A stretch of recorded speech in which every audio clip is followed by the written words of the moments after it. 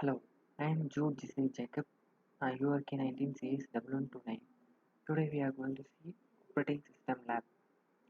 In this we are going to see experiment number 3, that is conditional statements using shell script. There are 8 questions given. We need to solve the 8 questions. The first question is to check whether the entered number is palindrome or not. Now we can see the code. This is a command. First we need to give hash ampersand hash this exclamation mark, then this is the path, that is bin bash. Then we need to set the user need to enter the number, so we are giving echo enter the number. Then we need to read, same like that we are assigning the 0 for reverse. Then we are using while we are getting n get 0. Then we are using do. Then we are assigning a is equal to express n percentage 10 and n is equal to express n divided by 10. This is the main command which we used. Then we are giving reverse is equal to express this and reverse by 10 plus a, multiple of 10 plus a. Then we need to give the done for the full completion. Then we are next giving if number is equivalent to reverse, then um, it will give the thing, and it need to check whether it is palindrome or not. So we are using echo palindrome or it is not a palindrome. It will check the condition and it will say according to the output it occurs. It will show if palindrome it will show number is palindrome, otherwise it will show not palindrome. Finally we need to give 5. Then now we can see the output for this code. This is our output. By giving this code we get the output is the user entered as the number is 121. It shows the number is palindrome. Now we can see the next question. This is the second question. To print the given n numbers in ascending order, we need to print n numbers in the ascending order. The note they gave, use array to store the input values. We need to use the array to store the input values. Now we can see the code.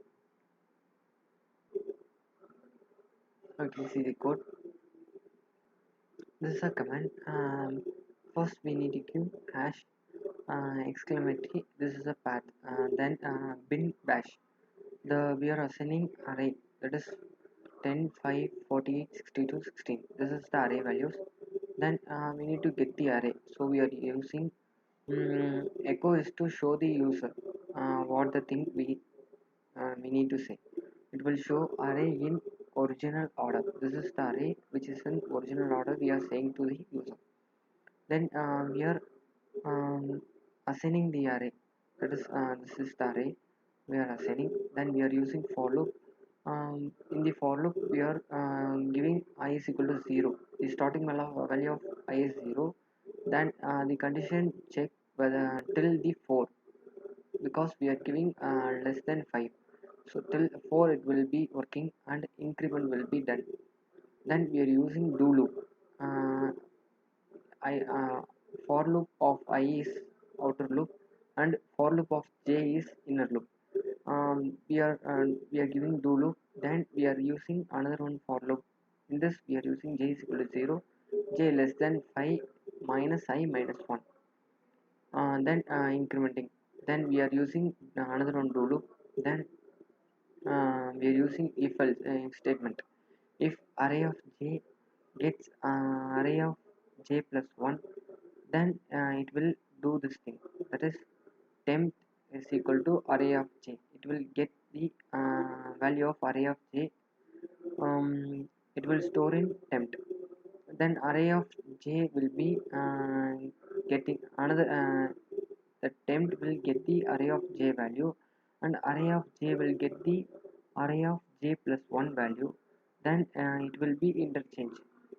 Array of j plus 1 value will be interchanged to temp. Then we are giving finally fi. Then we are giving done. Then we need to print the output. So we are giving array in ascending order, and we are giving array. Now we can see the output for this. This is the output. The original order is 10, 5, 48, 62, 16. Then we are after giving the code, we are getting the output as 5, 10, 16, 48, 62. This is the ascending order of array.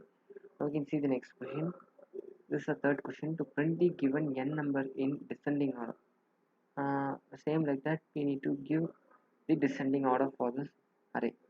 We can see the code. This is the program.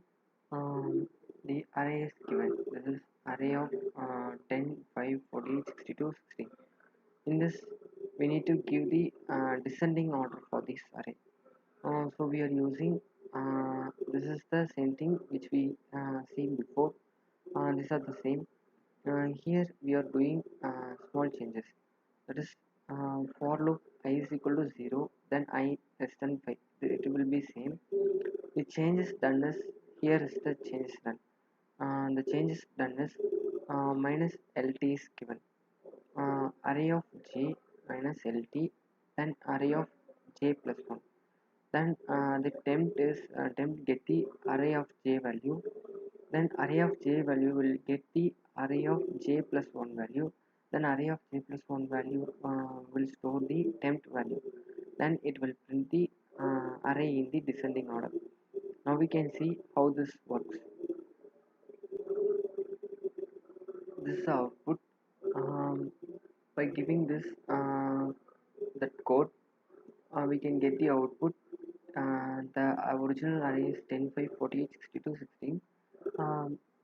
After we done the process, it will give the array in descending order. That is bigger is 62, 48, 16, 10, 5. So we can see the next question. Next question is to print all the square numbers between 1 to 100. We need to print all the square numbers between 1 to 100. Now we can see that.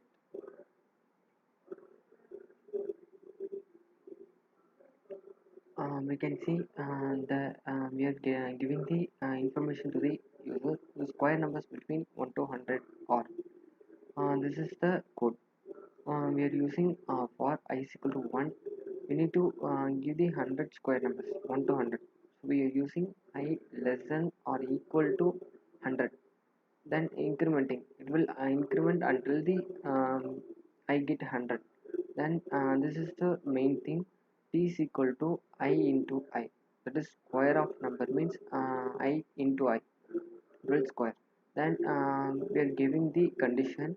If t is less than or equal to 100, then it need to print the st, uh, print the t.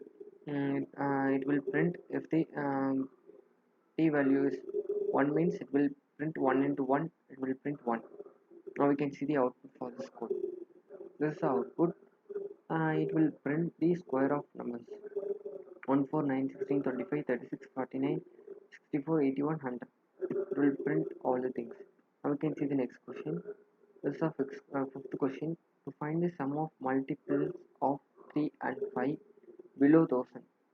We need to find the sum of multiples of 3 and 5 below 1000.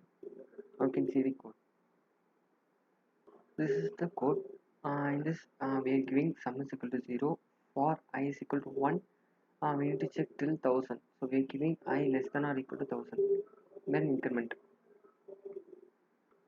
Then we are using do loop.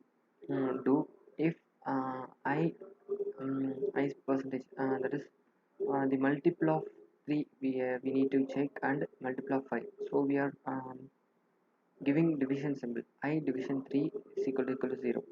If I divisible by 3 means it will give the remainder as 0, otherwise it will be false. It will give any other number. If we are checking equality equal to 0, it will provide this is the AND operator. It will give if the true and true, it will give false. We are giving then sum is equal to sum plus I. We need to give sum plus I. First, the sum will be 0, then I value will be added to sum, then it will be multiplied by the thing. Now you can see the output for this output. We giving it will give the multiple of 3 and 5 will be 33165. This will be the multiple of 3 and 5 in between 1000. Now you can see the next question. To find the greatest common divisor GCD of two given numbers, and the two given numbers is 25, 15. Output should be 5. Now we can see the code. This is a code. It will first the main condition is to this is the main condition. While loop we are giving m is not equal to n, it will go through this thing, and if we are giving if m gets n, then it will give m is equal to express m minus n. Otherwise, it will get n is equal to express n minus m. Then it will do the GCD. Now we can see the output for this thing. This is the output. We need to enter 25, 15. It will give the out as 5. Now we can see the next question. This is the seventh question. Find the length of the given string, including space. Now we can see the output. This is a code. First, we are giving enter the string. Then we are reading the string. Then we are printing this length of the string. Only the simple thing we are giving is the curly brace and hash string. It will provide the whole string and the including space. It will find the length of the string. Now you can see the output. This is a output, and it will now we are giving no update. Then it will check the all the things. It will check 1, 2, 3, 4, 5, 6, 7, 8, 9, 10, 11. It will give the length as 11 including the empty space. Now you can see the next question. And this is the last question. Find the position of the given input string. And to find the position of the given input string. Okay. This is a code. Enter the string. First we are giving enter the string, reading the string. That is string we are getting s, and we need to get the position and reading the position, getting the length and reading the length. The formula for this thing is we need to give the substring. So we are using s is to p is to l. We are giving totally. We are finding by totally. Now we can see the output. This is the output. We are giving the string. This is a string. Then the position is 1 and the length is 3. It will find the substring as this. Now we can these are the things which we find. These are the questions given. These are the solutions. Thank you.